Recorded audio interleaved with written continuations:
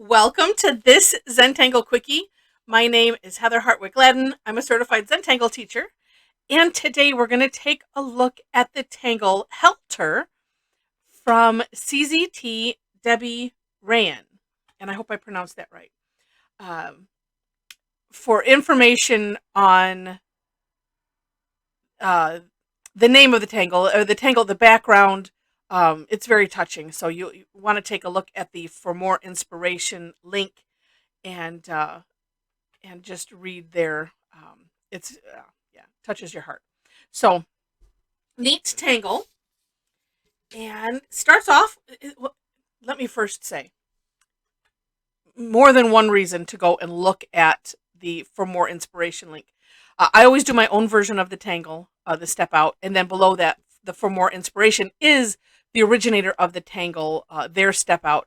And I love on tangle patterns, and I know, I mean, when she has the opportunity, Linda always includes extra information, and so it's just very nice to hear the story behind, and then also to see the samples of her work, ways to use it. And Debbie put a lot of work into this step out, showing multiple ways to use it. So I'm just going to hit the basics. Do take a look and have fun with this. All right. So the first way is just, oh, I have an idea. Yeah, a straight line like so. Now, the one thing that I wasn't clear on, and even reading, um, I don't think that she had put this in there. So, well, she did. There was one tip in there that I will share. But getting started. So starting at this tip, because she kind of starts right here, and so on my step out, I just made an executive decision, and I started with one of the lines, you know, somewhat in the middle.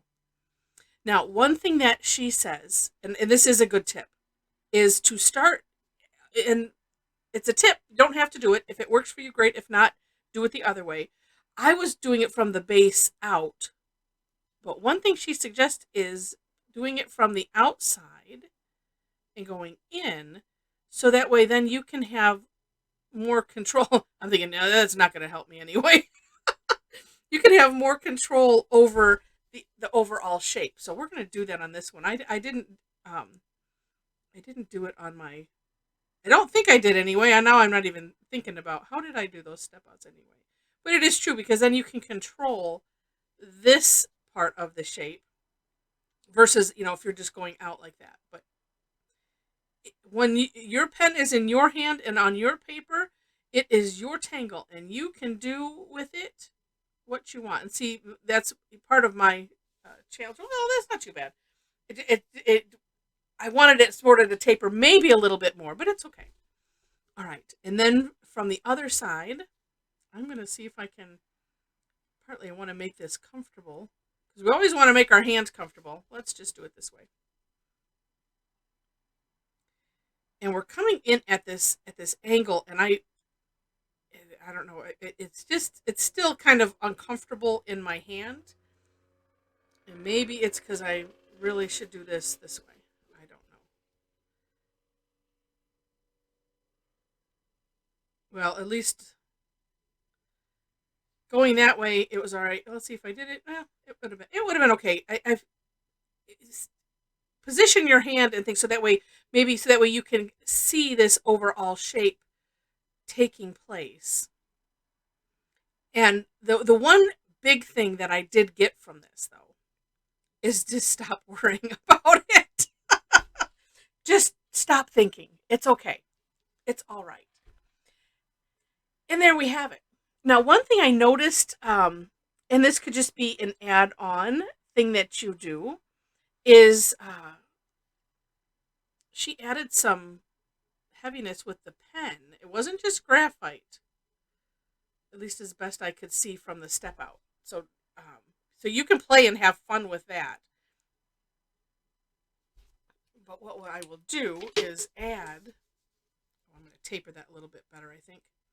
But I'm going to add some graphite in here, even over what I just did.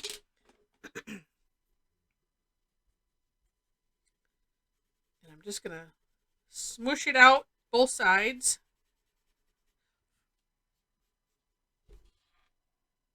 Yeah, that's kind of neat. Although, you really don't have to. It's completely up to you on if you want to add shading or not. Because part of the inspiration um, is like pine needles. And so they don't necessarily curve. They just kind of stick out.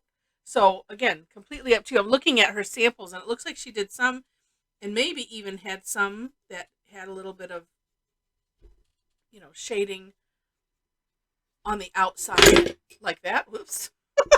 Stuff falling all over the place. But yeah, it's neat. Now, she also shared that you could do this curved.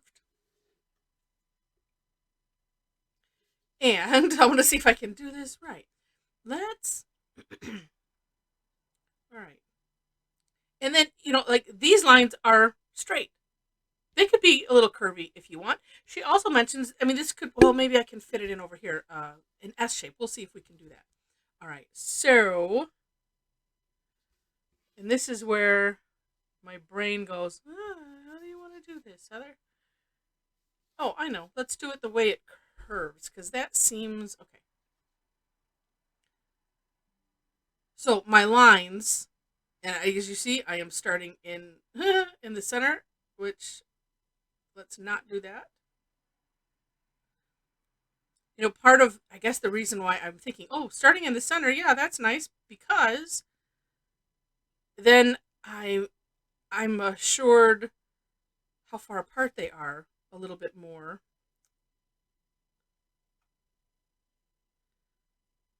All right. We're just going to go with that. Okay, they're sort of curved, not so much. Let's try it on the other side. And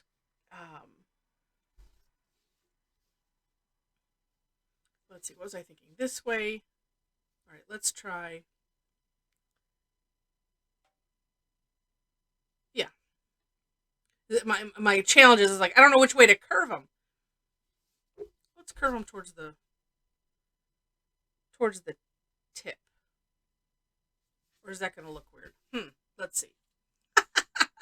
I'm picturing, and maybe this will help you. Okay, we're just going to do it towards the tip because I really don't know. Let's try it again from here.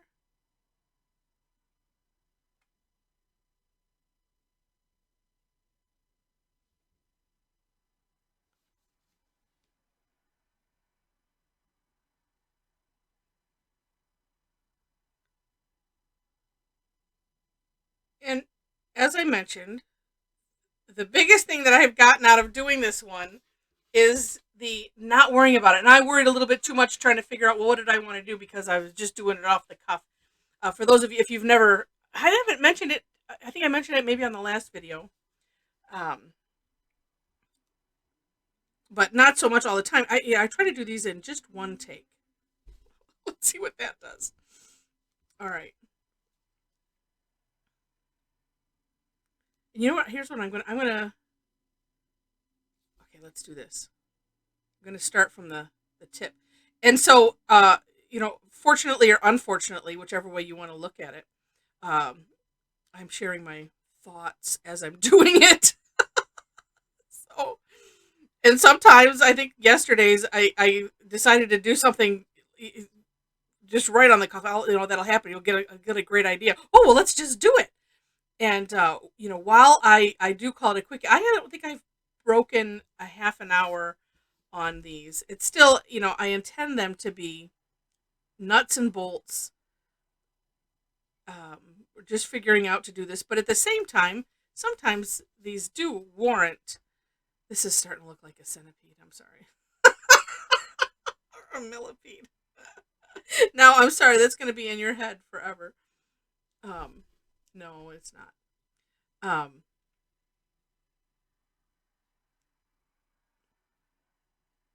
But I do like to have fun with these. And not take myself at all seriously, which I don't. Okay. Now that's kind of neat. And again, I'm going to say it again.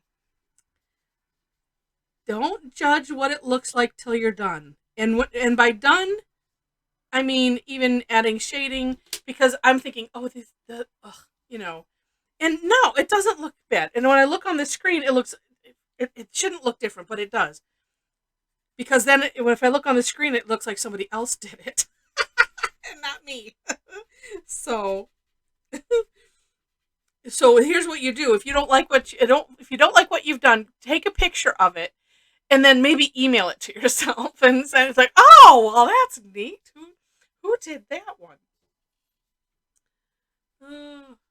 And two, if you don't like the outside a little bit, you can put a little bit on the outside. This maybe makes it look a little less like pine-ish needles or evergreen needles, but at the same time, I don't know.